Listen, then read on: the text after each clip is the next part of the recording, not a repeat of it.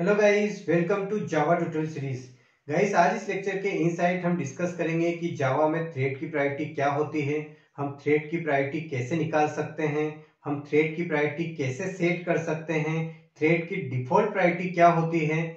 इन सभी टॉपिक्स को हम स्टेप बाय स्टेप एक प्रोग्राम बनाकर आपको समझाएंगे ताकि आप इन टॉपिक्स को अच्छे से समझ जाएं। तो प्लीज इस लेक्चर को आप लास्ट मोमेंट तक वॉच करें क्योंकि ये लेक्चर आपके लिए काफी यूजफुल साबित हो सकता है। तो चलिए इस लेक्चर को शुरू करते हैं।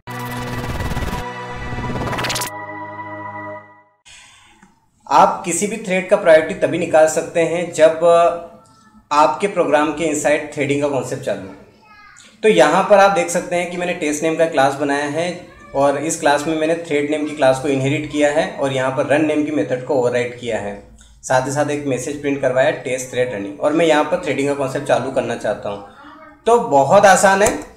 आपको क्या करना है, यहाँ पर जो टेस्ट नेम की क्लास है उसका आपको यहाँ ऑब्जेक्ट बना देना है। ऑब्जेक्ट बनाकर आपको इसी क्लास के रेफरेंस में रख देना है और स्टार्ट नेम की मेथड को कॉल कर देना है।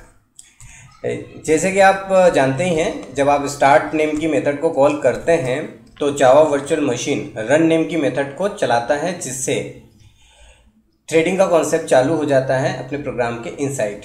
तो यहाँ पर आपने जो रन नेम की मेथड को ओवरराइड किया है, रन टाइम पर ये वाला मेथड चलेगा और आपको मैसेज मिलेगा टेस्ट थ्रेड रनिंग। आपने स्टार्ट कॉल किया, अगर ये रन नेम का मेथड चल जाता है तो इसका मतलब ये कि आपके प्रोग्राम के इनसाइड थ्रेडिंग का कॉन्सेप्ट चालू हो चुका है। मैं रन करके चेक करके देख लेता हूँ एक बार। यहाँ पर मैंने रन कर दिया है और अब मैं यहाँ देख लेता हूँ। मैंने यहाँ देखा तो मुझे दिख गया है कि टेस्ट रनिंग मैसेज प्रिंट हो चुका है। ओके, तो इसका मतलब ये है कि मेरे प्रोग्राम के इनसाइड थ्रेडिंग का कॉन्सेप्ट चालू हो चुका है। अब मैं यहाँ पे प्रायोरिटी पता कर सकता हूँ। तो सबसे पहले तो मैं आपको बता दूँ कि जो थ्रेड का प्रायोरिटी होता है वो 1 से लगाकर 10 तक होता है। 1 से लगाकर 10 तक, यानी कि 1 हो सकता है, 2 हो सकता है, 3 हो सकता है, 4 हो सकता है, 5 हो सकता है, 6 हो सकता है, 7 हो सकता है, 8 हो सकता है, 9 हो सकता है, 10 हो सकता है। 1 से लगाकर 10 तक कोई भी प्रायोरिटी हो सकता है। बट जब आप प्रायोरिटी निकालेंगे तो डिफ़ॉल्ट प्रायोरिटी आपको मिलेगा और डिफ़ॉल्ट प्रायोरिटी हमेशा 5 होगा। क्या होगा? 5। मैं यहाँ लिख देता हूँ, 5 होगा। ओके, तो मैं यहाँ पर निकाल कर आपको बताता हूँ। बहुत आसान है। मैं प्रिंट करवाने के लिए system.out.println स्टेटमेंट यूज़ कर लेता हूँ और यहाँ पर मैं लिख देता हूँ थ्रेड प्रायोरिटी। ओके, और यहाँ पर बहुत आसान है। आपने थ्रेड स्टार्ट कर दिया है तो इसके बाद आप इसी रेफरेंस से गेट प्रायोरिटी नेम की मेथड को कॉल कर लें तो आपको यहाँ पर प्रायोरिटी मिल जाएगा डिफ़ॉल्ट, यानी कि 5। मैं रन करके चेक करके आपको बताता हूँ। यहाँ पर मैंने रन किया और आप देख सकते हैं यहाँ पर आपका जो थ्रेड है उसका जो प्रायोरिटी आपको मिला है वो मिला है 5। अब बात यह है कि आप थ्रेड का प्रायोरिटी किस तरीके से सेट कर सकते हैं। तो थ्रेड का प्रायोरिटी सेट करने के लिए सेट प्रायोरिटी नेम का एक मेथड होता है।